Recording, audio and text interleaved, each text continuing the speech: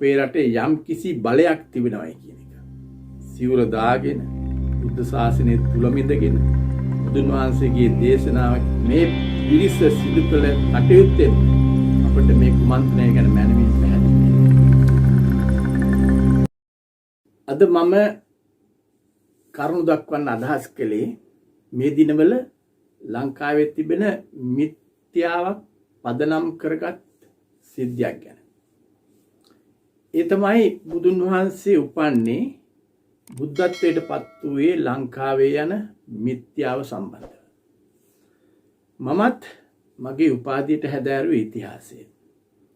ප්‍රංශයට ඇවිල්ලා Paris විශ්වවිද්‍යාලයේදී MA උපාධියට හැදෑරුවේ ආගම් පිළිබඳ ඉතිහාසය. මගේ තීසිස් එකේ මාතෘකාව සිංහලෙන් ලියනව නම් අශෝක රජතුමා හා සමකාලීන දර්ශන. අශෝක රජතුමා ශිලාමය පළක මත කරවන ලද අදටත් විද්‍යමාන දේ ඇසුරින් තමයි ඒ සකස් කළේ. එනිසා වර්තමානයේ ගෙනියන මේ මිත්‍යාව ගැන යමක් කියන්න හිතුණා. අද අපේ රටේ බෞද්ධ සංස්කෘතිය ඒ වගේම අවුරුදු 2500ක් තිස්සේ රැකගෙන ආපු මේ බෞද්ධ හැදියාවන් සියල්ලක්ම විනාශ කරන්නට විවිධ කල්ලි කණ්ඩායම් දිවයිනේ විවිධ ස්ථානවල පහළ වෙලා තියෙනවා. මෑත කාලේ පැවිද්ද ලබාගත් පිරිස් බුදු සසුන බෞද්ධ සම්ප්‍රදායන් වෙනස් කරමින් අමුතුම අන්දමේ කතිකාවතක් දිවයින පුරා ඇති කරන්නට කටයුතු කළා තියෙනවා. ඒ අතරේ එක් කොටසක් උත්සාහ ගන්නේ බුදුන් වහන්සේ ලංකාවේ ඉපදුනාය කියලා. බුදුන් වහන්සේ බුද්ධත්වයේ ලැබුවේ ලංකාවේ කියලා විවිධ අන්දමින් ප්‍රකාශ කරමින් අපි මේ බෞද්ධ ජනතාව තුළ විවිධ අදහස් නිර්මාණය කරලා පොතපත මුද්‍රණය කරලා දේශනා පවත්වලා ගෙන යන කූට ව්‍යාපාරය. බුදුදහම විනාශ කරන්න විවිධ බලවේග පහළ වුණේ අද ඊයේ පමණක් නෙමෙයි. එමේ ව්‍යාපාර ඈත අතීතයේ තිබුණා. බුද්ධ කාලයේත් තිබුණා. අලගත්තුපම සූත්‍රයේ තියෙනවා අරිට්ඨ කියලා භික්ෂුවගේ කතාවක්. මේ සම්බන්ධයෙන් ඉතාමත්ම වැදගත් උදාහරණයක් හැටියට ඒක පෙන්වලා දෙන්නට පුළුවන්. සිවුරු දරාගෙන කටයුතු කළත් බුදුන් වහන්සේ කියන කරුණු කාරණා ඔහු පිළිගත්තේම නැහැ. ඉතින් අද ගැන කියලා කතා කරලා මොනව කරන්නද? බුද්ධ කාලයටත් වඩා සූක්ෂම අන්දමින් අද ඒ මන්ත්‍රණ ක්‍රියාත්මක වෙනවා. බුදුදහම කියන්නේ ලොව පවතින සදාකාලික සත්‍ය බව අපි තේරුම් ගන්නට. කොපමණ උත්සාහ ගත්තත් කිසිම බලවේගයකට බුද්ධ භාෂිතය වෙනස් කරන්න පුළුවන් කමක් නැහැ. අද පහළ වෙලා තිබෙන ඇතැම් භික්ෂූන් ලෙස පෙනී සිටින කණ්ඩායම් ධර්මය විකෘති කළා, බුද්ධ දේශනාවට අලුතින් අර්ථකථන දීලා, වචන කඩලා, ඒ වගේ දේශනාවන් කිසිසේත්ම බුද්ධ වචනය නොවන බව තේරුම් ගැනීම ඉතාමත්ම අවශ්‍යයි. මේවට අහුවෙලා නොමග ගිය පිරිස් බොහෝ ඉන්නවා. විවිධ නිරුක්ති යොදලා ධර්මය අධර්මය කරන්නට කටයුතු කරන ආකාරය ඉතාමත්ම සංවිධානාත්මකව ධර්මය විනාශ කරන්නට කරන වැඩසටහනක් ලෙස තමයි මම දකින්නේ. ඒ අය කියන්නේ මෙන්න මේ විදියට. තුන්වෙනි ධ්‍යානය ලැබුණම බඩ යන්න පටන් ගන්නවා. ඉතින් මේක ඇහුවම hina යනවා. වහරක නැමැති භික්ෂුව වචන වලට නිරුක්ති දෙන්නේ අමුතුම ආකාරයකට. ඒවා මේ වීඩියෝ මේ අන්තර්ජාලයේ වීඩියෝ වල තියෙනවා. මම මේ කෙටියෙන් සඳහන් කරන්නේ. මුවා වෙලා ගිය අය තමයි මුවා වෙලා උපදින්නේ. තිතට දෙන්නම් කියපු එක්කෙනා තමයි තිත් මුවා වෙලා උපදින්නේ. බලය පෙන්වන්න ගිය අය තමයි බලය වෙලා උපදින්නේ. සහායට ආලය කරන්න ගියෝ සාලය වෙලා උපදිනවා. මෝර ගත්ත අය මෝරු වෙලා උපදිනවා. තෝර ගත්ත අය තෝරු වෙලා උපදිනවා. මේ ආකාරයකට ගොඩක් වචන අමුතු ආකාරයේ නිරුක්ති දෙමින් ඉදිරිපත් කරනවා. මේවට ගොඩක් උදාහරණ දෙන්න පුළුවන්. දන්න දෙයක් ඇත්තෙත් නැහැ, නොදන්න දෙයක් ඇත්තෙත් නැහැ. වලස් මුල්ලේ භික්ෂුව, වලස් මුල්ලේ කියන භික්ෂුව කියන ආකාරයට ප ဋ ාණ ධර්මය කියලා කියන්නේ පට්ට ධර්මය. අද ඔය සමාජෙත් තියෙන වචනයක් පට්ට කියලා. ඉතින් ප ဋ ාණ ධර්මය කියන්නේ ඒකටත් මේ පට්ට කියන වචනය ඒවටත් ඇතුළත් කරලා. සාරයි කියලා එකතු වුණාම තමයි සංසාරය හැදෙන්නේ. ඒ වගේම ධර්ම කරුණු විග්‍රහ කරන වචන වලටත් අමුතුම නිර්වචන දීලා ඒවා විකෘති කරලා තියෙනවා. අපි කවුරුත් දන්නවා කාලයාගේ ඇවෑමෙන් ධර්මය මිත්‍යාවෙන් වැහිලා යන බව. නැවතත් බුදු කෙනෙක් පහළ වෙන්නේ මෙම වැහිලා ගිය සත්‍ය අවබෝධ කරගෙන දේශනා කරන්නට. ඒ කියන්නේ සසර ගමන කෙටි කරගන්නේ කොහොමද කියන එක පැහැදිලි කරලා දෙන්න තමයි බුදුරේ කාලාන්තරයකින් පහළ වෙන්නේ. එනකොට අද මේ ඇති කරලා තිබෙන මිත්‍යාව අතීතයේ ඉඳලා පැවතගෙන එන අතීතයේ ඉඳලා පැවතගෙන ආපු දේවල් වලට වඩා බරපතලයි. මොකද මේවා යටින් රාජ්‍ය නොවන සංවිධාන ක්‍රියාත්මක වෙනවා. මිත්‍යා මත ඉදිරිපත් කරලා ජනතාව සත්‍ය තුලින් ඈත් කරන්නට තමයි මේ කටයුතු කරන්නේ. හේතුව සියලු දෙයටම මුල වෙලා තියෙන්නේ මුදලනේ. මුදල් මත පදනම් වෙච්ච සමාජයක සිවුරු හැඳගත්ත කෙනෙකුට මුදල් ටිකක් දුන්නම ඔහුට තිබෙන වාක් කෞශල්‍ය ඒ වගේම දේශනා හැකියාවන් මුල් කරගෙන සාමාන්‍ය ජනතාව නොමග යවන්නට පුළුවන්කම තියෙනවා. අද වෙලා තියෙන්නේ ඒක තමයි. නමුත් අප තේරුම් ගත යුතු ඒ වගේම අප ප්‍රකාශ කළ යුතු ඉතාමත් වැදගත් කරුණක් තමයි මණිකක් වගේ අපට ලැබිලා තිබෙන මේ සම්පතේ මුලට පහර ගහලා විනාශ කරන්නට දැනට ක්‍රියාත්මක වන මේ බලවේගයන් ගෙන යන නිහීන උත්සාහය කිසිසේත්ම අනුමත කළ යුතු නැහැ කියන එක. ඒ වගේම කිසිම පදනමක් නැහැ කියන එක මේවට.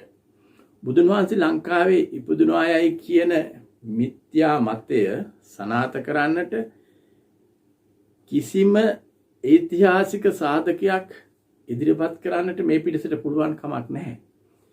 ඉතින් මේ දුර්මතය පිළිබඳ සාකච්ඡා කරන්නට කිසිම විද්වත් සභාවක් සමග සම්බන්ධ වෙන්න මේ පිරිස කිසිවෙක් ඉදිරිපත් වෙන්නේ නැහැ. ඒකට හේතුව තමයි ඔවුන් ඉදිරිපත් කරන මතවාදයන් තුළින් බලාපොරොත්තු වන්නේ වසර 2500කට වැඩි කාලයක් තිස්සේ ලොව විවිධ ජාතීන් අතර ප්‍රචලිත වෙච්ච මේ බුදුදහමට යම් කිසි විකෘතියක් ඉදිරිපත් කළා තමන්ගේ අරමුණ ඉටු කර ගැනීම නිසා. ඒකට තමයි මේව සිද්ධ කරන්නේ. වෙන කිසිම හේතුවක් නිසා නෙවෙයි. වසර 400කට වැඩි කාලයක් විදේශීය ආධිපත්‍යයට යටත් වෙලා තිබිලත් ශ්‍රී ලංකාවේ නැත්නම් අපේ මාතෘභූමියේ බුදුදහම බෞද්ධ සංස්කෘතිය නැති කරන්නට ඒක ජාතියකටවත් බැරි වුණා. සාමාන්‍ය ප්‍රමාණයකට ඒවා ඈත් කළා තමයි. නමුත් සම්පූර්ණයෙන් විනාශ කරන්න බැරි වුණා. අපේ රටේ එහෙම කරන්න බැරි වුණාට බොහෝ රටවල් වල මේ යුරෝපා යටත් විජිත පාලකයන් ඔවුන්ගේ ආධිපත්‍ය යටතේ බුදුමතරම් උත්සාහ අරගෙන ඒ රටවල් වල සංස්කෘතිය, භාෂාව, ජාතිය, ආගම ආදී සියලු දේවල්ම මුලින් උපුටා දමන්නට කටයුතු කළා. හොඳම උදාහරණය තමයි දකුණු ඇමරිකාව. දකුණු ඇමරිකාවේ රටවල් වල ඒ තත්ත්වය සම්පූර්ණයෙන්ම මේ යටත් විජිත පාලකයන් සිද්ධ කළා. විශේෂයෙන් පෘතුගීසි ආධිපත්‍යයට යටත් වෙලා තිබිච්ච බ්‍රසීලයේ භාෂාව, ආගම, සංස්කෘතිය ඒ සියලු දේවල් විනාශ කරන්නට ඔවුන්ට හැකි වුණා. බ්‍රසීලය මිලියන් 214කට වැඩි ජනගහනයක් සිටින රටක්. නමුත් ලංකාවේ ඒක සිද්ධ කරගන්නට බැරි වුණු නිසාම අපට තේරෙනවා අපේ රටේ යම් කිසි බලයක් තිබෙනවයි කියන එක. මේ පොඩි රටේ යම් කිසි බලයක් හැඳී තිබෙනවයි කියන එක ඒකෙන් අපිට හොඳටම පැහැදිලි. බුදුරජාණන් වහන්සේගේ සද්ධර්මය අවුරුදු 2500ක් පැවතගෙන ආපු මේ රට විනාශ කරන්නට ලෙහෙසියෙන් පුළුවන් කමක් නැති බවත් මේකෙන් පේනවා.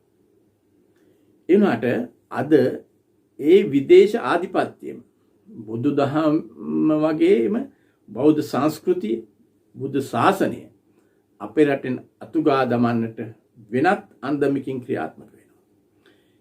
ඒකට කියන්න තියෙන හොඳම වචනය තමයි අර කඳපණු න්‍යාය කියන එක. කඳපණු න්‍යායක වෙනත් ආකාරයකින් ශ්‍රී ලංකාව තුල ක්‍රියාත්මක වෙන බව කියන්නටම ඕන. ශාසනය ඇතුළටම සිවුරු දාගෙන ඇතුල් වෙලා ඒ තුලින් විවිධ දේවල් නිර්මාණය කරගෙන විවිධ සංවිධාන හදාගෙන මේ කරන්නේ බුදුදහම බෞද්ධ සංස්කෘතිය බෞද්ධ සම්ප්‍රදායන් අපේ රටෙන් විනාශ කිරීමේ විශේෂ වැඩපිළිවෙල. ඇතම් දේශකයෝ බුදුරජාණන් වහන්සේට කතා කරන්නේ එයා මෙයා කියලා. මෙවන් උතුම් ධර්මයක් දේශනා කරපු තථාගතයන් වහන්සේට පවා නිගා වෙන ආකාරයෙන් කතා කීම කොච්චර අවලස්සනද. සිවුර දාගෙන බුද්ධ ශාසනය තුලම ඉඳගෙන බුදුන් වහන්සේගේ දේශනාව කියලා ධර්මයේ විකෘති කරමින් විවිධ ග්‍රන්ථයන් නිර්මාණය කරමින් කිසිදු සාධකයක් නොමැතිව බුදුරජාණන් වහන්සේ ලංකාවේ ඉපදුනායයි කියමින් පට්ටපල් බොරු ගොතමින් ඓතිහාසිකයයි කියා ගන්න සාධක ඉදිරිපත් කරන්නට සිවුරු දරාගත්ත පිරිසක්ම ඉදිරිපත් වීම අපිට පෙනෙන්නේ අර කඳපණු න්‍යායම තමයි ක්‍රියාත්මක වෙන්නේ කියලා. යටත් විජිත ආධිපත්‍යයටවත් විනාශ කරන්නට බැරුව බුද්ධ ශාසනය බෞද්ධ සංස්කෘතිය විනාශ කරන්නට අද කටයුතු කරන ආකාරය ඒවා කටයුතු පිළිවෙල තිබෙන ආකාරය අපට හොඳටම එලිපිටම දකින්නට ලැබෙනවා. එපමණක් නෙවෙයි මෙම කණ්ඩායම් මේ වෙන විට පිරිසක් හදලා තිබෙනවා. බුද්ධ චරිතයේ වැදගත් ස්ථානවලට වෛර කරන්නට. මිහිඳු මහ රහතන් වහන්සේට අපහාස කරන්නට. ඒ වගේම අශෝක රජතුමා කුමන්ත්‍රණකාරයෙක් කියලා කියන්නට 2009 ඉඳලම කුමන්ත්‍රණය කරලා තිබෙනවා. බෞද්ධ උගතුන් වන අපේ රටේ හිටවු බෞද්ධ උගතුන් වන මල්ලසේකර මැතිතුමා ඒ වගේම ඒ.පී.ද සොයිසා වැනි ඒ උගත් පිරිස ඒ වගේම තවත් බොහෝ දෙනෙකුගේ චරිත විනාශ කරන්නට මේ අය කුමන්ත්‍රණය කළා තියෙනවා. කොළඹ විශ්වවිද්‍යාලයේ කතිකාචාර්යවරයෙක් ලෙස සිටි කුමාරි ජයවර්ධන මහත්මිය ඒ.පී.ද සොයිසා මහත්මයා ගැන පොතක් ලියලා තිබෙනවා. එතුමා කුමන අන්දමේ පුජ්‍යලයේද කියලා. ඒ.පී.ද සොයිසා මහත්තයා තමයි ත්‍රිපිටකය සිංහලයට පරිවර්තනය කරේ. එවන් සේවයක් කරපු එතුමාට මේ කණ්ඩායම් විශේෂයෙන්ම මේ මීවන පලානේ ගෝලයෝ මීවන පලානේ කියන්නේ මේ ධර්මයේ විකෘති කිරීමේ ප්‍රධාන ආකාරයෙන් කටයුතු කරන කෙනෙක් මීවන පලානේ උන්වහන්සේ. එයාගේ ගෝලයන් විශේෂයෙන්ම එකතු වෙලා මීවන පලානේ උන්වහන්සේත් සමග ඒ.පී.ද සොයිසා මහත්මයා ගැන ලියපු විස්තර සම්පූර්ණ අසත්‍ය තොරතුරු වලින් ගහන වෙච්ච බව ප්‍රකාශ කරන්නට ඕන. මේකට තව උදාහරණයක් තමයි පසුගියදා හබරන හිරිවඩුන්න ආරණ්‍ය සේනාසනයේ ඇතිවෙච්ච සිද්ධිය. ඇමතිවරුන් පවා නොමග යවලා මේ ස්ථානයට එක් කරගෙන ගිහිල්ලා මේ පිරිස සිදු කළ කටයුත්තෙන්ම අපට මේ කුමන්ත්‍රණය ගැන මැනවින් පැහැදිලි වෙනවා. මම හිතන්නේ බෞද්ධ සංස්කෘතිය හා බෞද්ධ හැදියාවන් මෙම ශ්‍රී ලංකා ධර්ණිතලයෙන් අතුගා දමන්නට වලිකන මේ ශ්‍රමණ වේශධාරී පිරිස අඩුම වශයෙන් ඉන්දියාවටවත් ගිහිලා තියෙනවා කියලා. බුද්ධ වර්ෂයෙන් වසර 235කට පස්සේ දඹදිව අශෝක අධිරාජයා බුදුන් වහන්සේගේ ජීවිතයේ වැදගත් සිදු වූ ස්ථානවලට ගිහිල්ලා Taman ඒ ස්ථාන වැඳ පුදා ගත් බව ප්‍රකාශ කරමින් පිහිටවපු අදටත් විද්‍යමාන මේ ශිලා කුළුණු ඒ මහා ශිලා ප්‍රතිෂ්ඨාපනයන් දැකලා තියෙනවද කියලා. ಭಾರತೀයෙක් වෙච්ච බුදුරජාණන් වහන්සේගේ කාලේ හිටපු ශාස්ත්‍රවරුන් ගැන මොවුන් අහලා තියෙනවද කියලාවත් කතාවක් නැහැ. බුදුන්ට සමකාලීන හිටපු නිගණ්ඨනාථ පුත්‍රයන් බිහි කළ ජෛනාගම අදත් ඉන්දියාවේ විශාල පිරිසක් අදහනවා. ඒ කාලේ රජ කරපු රජවරුන් ගැන මේ පිරිස මොනවද කියන්නේ? හැබැයි ඒ එකක් ගැනවත් දැන ගැනීමට වැඩක් නැහැ මේ පිරිස ගෙන යන මේ කුමන්ත්‍රණයට. මොකද ඒකේ අදහස වෙලා තිබෙන්නේ බෞද්ධ සංස්කෘතියත් බුද්ධ ශාසනයත් ලංකා පොළවෙන් අතුරුදහන් කිරීම. සංයුත්ත නිකායේ බුදුරජාණන් වහන්සේ දේශනා කරපු සූත්‍රයක සඳහන් වෙනවා බුද්ධ ශාසනය විනාශ වෙන්නේ ලෝක විනාශයෙන් නොවන බවත් ඒ ඇතුළට රිංගාගත්ත මෙවන් පුජ්‍යලයන්ගේ ක්‍රියාකලාපයෙන් කියන එක. ඒ වගේම හබරණ හිරිවඩුන් ආරණ්‍ය සේනාසනයට යාබදව විශාල ඉඩමක් මිලයට ගන්නට මේ පිටස කටයුතු කරලා තිබුණා. ඒ බවේ ආරණ්‍ය සේනාසනයේ කටයුතු බාරවින්න බුර්ලස්ගමුවේ සුමේද හාමුදුරුව අපිත් සමග කරුණු කාරණා ප්‍රකාශ කළා. එයින් අපිට හොඳටම පැහැදිලි වෙනවා මේ පිරිස් වලට රාජ්‍ය නොවන සංවිධාන වලින් මුදල් ගලා එන බව. එහෙම නැත්නම් පන්සලට අල්ලපු ඉඩම මිලයට ගන්න කිසිම හේතුවක් නැහෙනි. තමන්ගේ අභිප්‍රායන් ක්‍රියාත්මක කර ගැනීමට විහාරස්ථානයේ වැඩ වාසය කරන භික්ෂුන් වහන්සේලාගේ සහයෝගය ලැබෙන්නේ නැති වුණාම උන්වහන්සේලා වරදාන ඒ වගේම විවිධ දේවල් ප්‍රතික්ෂේප කරනකොට කොහොම හරි තමන්ගේ මනදොල සපුරා ගැනීමට කටයුතු කරන ආකාරය තමයි මේ ඉඩම මිලයට ගැනීමෙන් අපට තේරෙන්නේ. නමුත් හිරිවඩුන්න සම්බන්ධව මීවන පලානගේ කණ්ඩායම වපුරපු මිත්‍යාව ඒ මිත්‍යාවට ජනතාව එරෙහි වෙලා ඉන්න නිසා දැන් මේ කට්ටිය සූදානම් වෙනවා බුදුරජාණන් වහන්සේ බුද්ධත්වයට පත් වුණේ මොනරාගල දිස්ත්‍රික්කයේ පදිදොර බෝධිය අභියසිද්ධි කියලා පෙන්වුම් කරන්නට. ඒ ස්ථානයේ බුදුහාමුදුරුවෝ බුද්ධත්වයට පත් වුණා කියලා නැවතත් වෙනත් විකල්පයක් ඉදිරිපත් කරන්නට සම්බන්ධ වෙලා ඉන්නේ ඉන්දියාවේ බුද්ධ ගයාවේ ඉඳපු සුමනසාර කියලා හාමුදුරු කෙනෙක්. මියවන පළයන්නේ උන්වහන්සේට එකතු වෙලා මේ සුමනසාර හාමුදුරු තමන්ගේ පන්සල තියෙන මොණරාගල දිස්ත්‍රික්කයේ මේ ශ්‍රී මහා බෝධිය පිහිටලා තියෙන විදියට පෙන්වන්න දැන් කටයුතු කරගෙන යනවා. මේ කොන්ත්‍රාත්තු බාරගෙන ගත්ත පුජ්‍යලයා ওই මීවන පළානේ කියලා උන්වහන්සේ ගේ ඉස්සෙල්ලා නම සිරිසේන හපුතන්ත්‍රි. ඉපදලා තියෙන 1942 අප්‍රේල් මාසේ 12 වෙනිදා. පැවිදි වෙන්නේ 2007 මේ මෑත කාලේ. 2007 අගෝස්තු 15 වෙනිදා.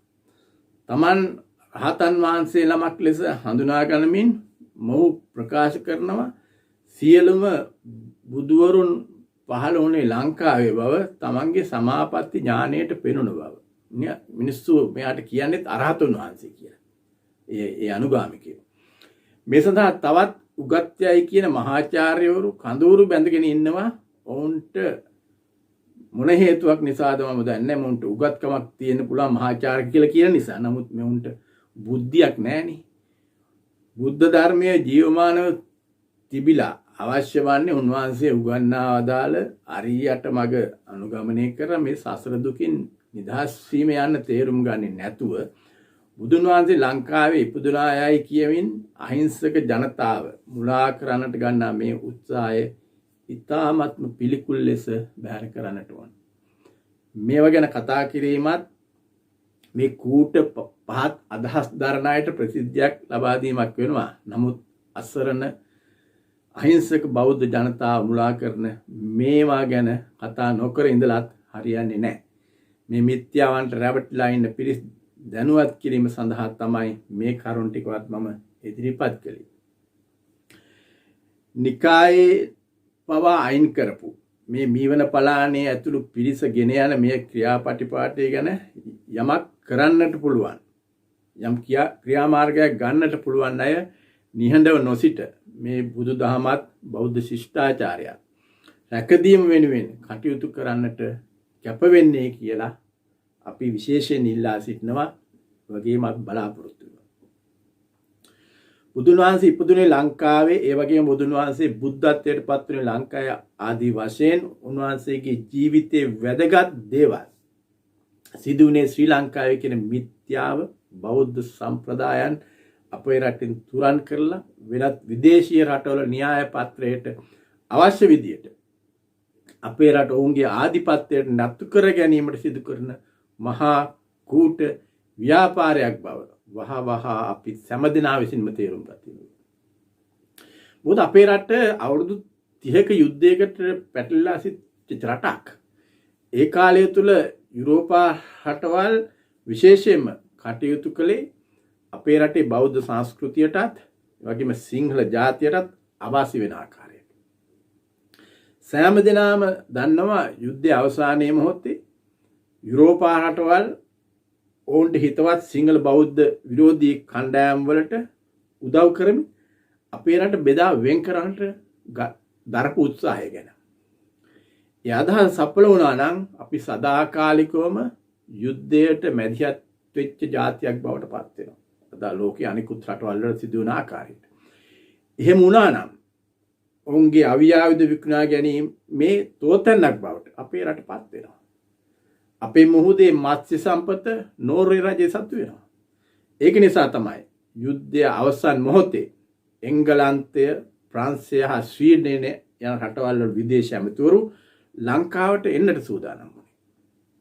ස්වීඩනයේ විදේශ ඇමතිවරු වීසා දුන්නේ නැති නිසා එන්න බැරි වුණා. නමුත් යුද්ධය අවසන් කිරීමට මත්තෙන් ත්‍රස්තවාදී නායකයා බේරගන්නට එංගලන්තය හා ප්‍රංශයේ විදේශ ඇමතිවරු දෙන්න බෙර්නාඩ් කුෂ්නෙව් ඒ වගේම මිලිබෑන් කියන දෙන්න ලංකාවට ආවා. වාසනාවකට වගේ එදා 2009 අපේ රට පාලනය කරපු නායකයෝ දුරදිග බලා ඔවුන්ගේ ඉල්ලීමට ඉඩ දුන්නේ නැති නිසා ඔවුන්ගේ බලාපොරොත්තු වූ සදා කාලයටම යුද්ධගිනි ඇවිල්න භූමියක් බවට අපේ මාතෘ භූමිය පත් කිරීමේ අභිලාෂය වගේම අපේ රටේ බෞද්ධ සම්ප්‍රදායන්, බෞද්ධ සංස්කෘතිය, බෞද්ධ භික්ෂුන් වහන්සේ විනාශ කිරීමේ අභිලාෂයත් ගිලිහිලා ගියා. ඒ නිසා දැන් වෙනත් කුමන්ත්‍රණයක් මාර්ගයෙන් එය සිදු කිරීමට වැඩසටහන ක්‍රියාත්මක වෙනවා. මේවා ක්‍රියාත්මක වන්නේ අපේ රටේ දීර්ඝ කාලයක් පළපදියම් වෙලා ඉන්න රාජ්‍ය නොවන සංවිධානවල මඟ පෙන්වීම යටතේ. මෙවන් සංවිධානවල ක්‍රියාකාරීත්වය 2010-2015 ඇතුළත යම් පාලනයක් තිබුණා. නමුත් පහුගිය කාලේ ඒ පාලනය සම්පූර්ණම ගිලිහිලා ගියා. මෙහිදී මෙවැනි ක්‍රියාවන් තුලින් ත්‍රස්තවාදය තුලින් අපේ රට දෙකඩ කරන්නට නෝර්වේ ගෙන ගිය ව්‍යාපෘතිය අසාර්ථක වීම නිසා ඔවුන් වෙනම ක්‍රමයකින් ශ්‍රී ලංකාව අපේ මාතෘ භූමිය විනාශ කරන්නට සිදු කරන අලුත්ම කුමන්ත්‍රණයක් හැටියට තමයි මේ වැනි ක්‍රියාවන් සිද්ධ වෙමින් පවතින්නේ. එනිසා බෙහෙවින්ම අපි කල්පනාකාරී වෙන්න ඕන. මෙවන් කුමන්ත්‍රණකාරී පිරිස් අප රට අපේ මාතෘ භූමියට විරුද්ධව ගෙනියන මේ මහා කුමන්ත්‍රණය ගැන අපි සියලු දෙනාම අවධානයෙන් සිටින්නට ඕන කියන එක මේ අවස්ථාවේ මම ප්‍රකාශ කරනවා. ඒ නිසා මේ සම්බන්ධයෙන් සිදු කළ යුතු යමක් තිබෙනවා නම් නොපැකිලව සිදු කිරීමට ඉදිරිපත් වෙන්න කියලා මා ආරාධනය කර සිටිනවා. ත්වන් සරණයි.